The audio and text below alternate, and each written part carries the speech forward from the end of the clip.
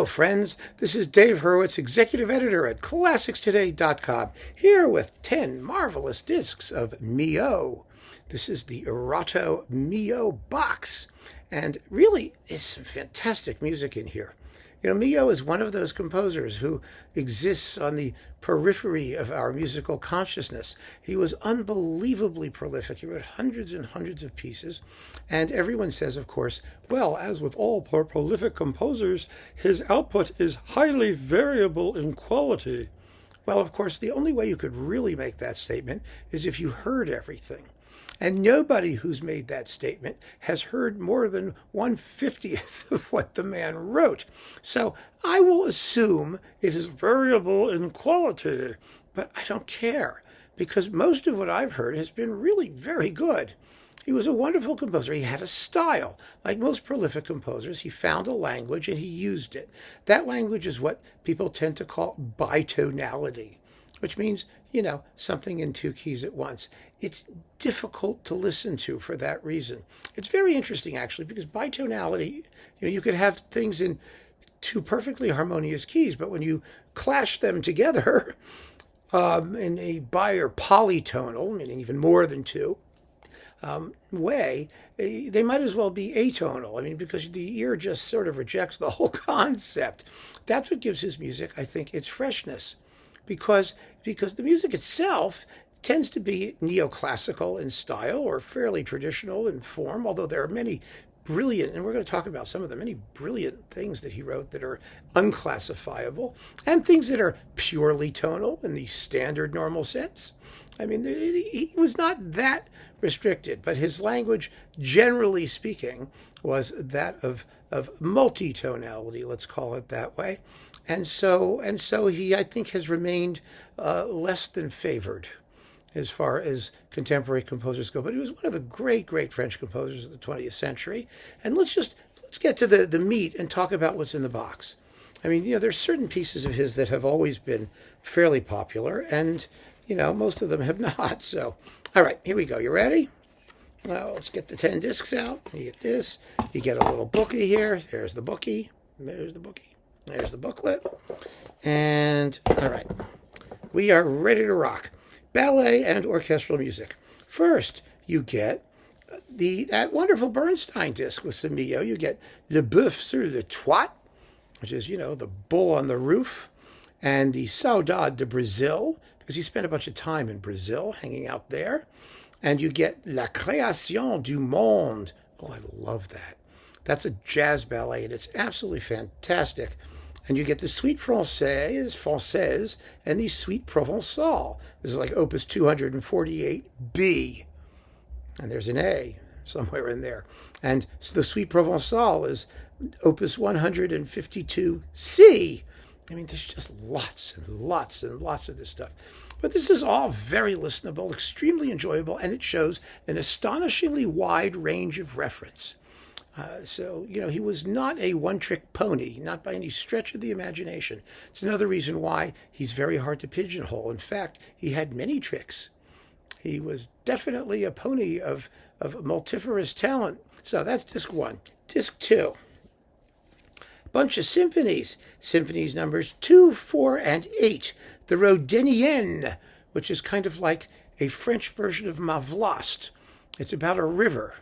And you get the Paris Conservatoire Orchestra under Georges Tsipin. Oh, those are classics. That's an absolute classic. And then we have Darius Milhaud conducting the ORTF Orchestra himself. These were old Erato recordings, and the Tsipins were EMI, I believe. And the sound, they're a little old, and the sound is a little crusty. But you can always go for the big symphony box on CPO if you want really good sound. And I'm going to be talking about that. I may have already if this is the year 3852. So you get to hear the symphonies. The symphonies are where his sort of bitonality or polytonality is most prominent. That was his symphonic style. It really was. So, you know, you can listen to them and see how you feel. Well, what have we got here? Oh, music for piano and orchestra. This is a great disc, conducted by David Robertson. It was rather more recent. I remember when this came out, and you get the Carnival Decks Piano Concerto number 1 and 4, God knows how many there are, 5 etudes for piano and orchestra, and the Ballade for piano and orchestra. This is fun stuff. I mean, the piano concertos are 12 minutes, and, well, the fourth is a whopping 19 minutes. One of the wonderful things about Milhaud is that he tends to be brief. He is French. You know, he's to the point. He says what he needs to say and then gets out of the way. And that means that even if you don't like a particular piece, just stick around for a minute or go to the bathroom. By the time you come back, it'll be over, which is pretty convenient and very courteous of him. All right, what's this next one? We get Cello Concerto number 1 with Raster, Povich, and Kent Nagano. That's a whopping 14 minutes long. And we get his Harp Concerto. Well, that's fun, with Dominique Camberling and Kent Nagano again. And the Concerto for Marimba, Vibraphone, and Orchestra with Celibidache conducting. Yeah, look at that. And probably, I assume it's up to tempo. The soloist is Peter Sadlow, who is an amazing percussionist. Oh my goodness, I fell asleep during one of his best recitals. And then we have the Concerto for 2 pianos and percussion with Geneviève Joie, better known as Mrs. Dutilleux. And, and Jacqueline Robin Bono, I don't know, whatever her name is. And a bunch of percussionists. Oh, it's great fun. Just great fun. So imaginative. I mean, think about it. Look at those concertos. You've got cello, you've got harp, you've got mallets, and then you've got 2 pianos and percussion, a la Bartók, because that's opus 394. I mean, at least he kept track of everything. That was nice of him, don't you think? Okay, what's this next thing here? Piano music. Lots of piano music. You've got people like Jacques Favier and Michel Béroff and Alexandre Tarot and just Noel Lee. I remember him and Jean-Philippe Collard and unbelievable numbers of pianists. You get the Tango dei Fratelli or Fratellini and, well, Scaramouche, and that's fun. That's famous piece. It's delicious. And the Saudade de Brazil, the original piano thingies, and Printemps, first book, and Printemps, that is spring, and second book. And these are only opus 25 and opus 66. So between opus 25 and opus 66, which was like a Tuesday and a Friday of the same week, he wrote another 40 pieces or so. But yeah, that's fun. And let's see, what's this one? We're on to disc 6. Yeah. Oh, the string quartets. Oh, this is so bizarre. Okay, string quartet number 12. The string quartets are a bit gnarly. They're also, like the symphonies, very polytonal and very contrapuntal and busy. But the cool thing about this is that you get string quartets 14 and 15, which are opus 291 number 1 and opus 291 number 2. And then you get opus 291. Well, that's the string octet. The string octet is you take string quartet number 14 and string quartet number 15 and play them simultaneously, and you get the octet. I mean, now, if that isn't a piece of musical fabrication, and you know what the funny thing about it is? Let's see, it's with the Quartetto Italiano in the first one there, which is, that was that fantastic, it's in the EMI Quartet, or Warner Quartetto Italiano box. And then you've got the Quartet Bernard and the Quatuor Paranin, whatever they were called. Now, here's the thing.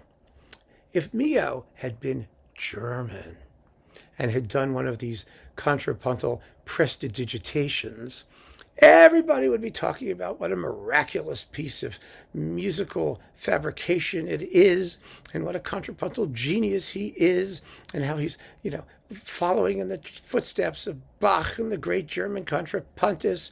But because he's French and Jewish, let's not forget, everybody thinks it's just a stunt. And that says something about, how nationalism works when we talk about music, actually. But it's a fantastically fun disc. It really is. And, the music is like I said, it's a little acerbic and scratchy because, what do you think is going to happen when you slam 2 quartets together to make an octet? Really? But it's fun because you get to hear both of them separately, so that when he puts them together, if you know them well enough, if you take the time, fun things can happen. Trust me on that one. I've taken the time. All right. So next we get some chamber music. Sonata for flute, oboe, clarinet, and piano. Sonatina for flute and piano. Violin Sonata number 2. Suite for ondes martineau and piano. Oh, that's a hoot. You know what an ondes martineau is, right? It's that electronic thing in Messiaen's Turangalila Symphony that goes whoa. It's related to the theremin. You know, it makes that weird, spooky electronic sound. And then we have Sonatina A3 and the string trio, Opus 274. Okay, with all kinds of people, you know, famous chamber people playing famous chamber things. All right, what's this one? Oh, by the way, the title of this is Une Vie Heureuse, a happy life. Because even though he was like confined to a wheelchair for a good bit of it, he did have a happy life. He really did. He was a splendid guy, and he just seemed to have a whale of a time writing music, lots of music. So what's this? We have wind quintet of the Orchestre Nationale de France, and then we've got soloists of the Nouvelle Orchestre Philharmonique de Radio France, and the wind quintet of another wind quintet, and then the Ensemble Vocal Stéphane. Okay, so this is the Groupe Vocal de France, and this is chamber music for winds, obviously, and choral music. And so you get 6 sonnets composés au secret. Ooh, 6 sonnets composed in secret. That looks like fun. It is fun. I just listened to it. It's fun. Really fun. So there you go. You get some of that. Of course, you don't get the text and translations in the bookie, which is really annoying. Oh, I've dropped the book. But that's the way it goes. And then we got more vocal music with Nathalie Dessay and Dawn Upshaw and Janine Michaud and Birgitta Fassbender and Jane Bathory and Dietrich Fischer-Dieskau. Do I need to even say what it is? It's a lot of melodies and songs and things like that. But, you know, oh boy, what a bunch of people performing them. They're taking it very seriously. I think that's a wonderful thing, don't you? So you've got a bunch of songs there. And then finally, Milhaud par lui-même. Milhaud by himself. Oh, this is historical stuff. It's all historical stuff with him playing and conducting. You get Le Boeuf sur le Toit and Scaramouche and La Création du Monde. These are very, very, some of these recordings are 1928 and 1932 and 1934 and 1950, 1936. So it's all old stuff, except for some of it at the very end is from 58. And you get, let's see, Les Songes and the Piano Concerto number 1, and some of the Saudade de Brazil and L'Automne, and let's see, the Cinema Fantasie, and with Marcel Meyer and Darius Milhaud, pianos, and Marguerite Long, the Marguerite Long, piano, and René Benedetti, violin, and Jean Wiener, piano. Jean Weiner, let's just call it that. And then the orchestra of the Théâtre des Champs-Élysées under Milhaud, and the orchestra of 10 soloists under Milhaud, and the Orchestre Symphonique de Paris under Milhaud himself. That's it, lui-même himself. And with that, you've got 10 very heureux discs from La Vie de Darius Milhaud. It's a wonderful box, and it's a great way to get to know him. It's very inexpensive, and I really think that, let me just put it away here. He's a composer who he's never going to get a break. Just get ready for that, because he's just, he's too prolific, and it's too much of an effort for people to be bothered with him, digging through everything and finding all the best bits. But, you don't have to dig very hard. You really don't. He had a tremendous personality and joie de vivre, because his life was heureux. So, that's all you need. But give it a shot. I really think you'll enjoy it. Milhaud was just a guy. He was a cool guy.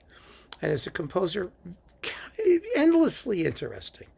There's just too much music out there, and our lives are too short to really do all of it the justice that it deserves. But this little box can at least get us started.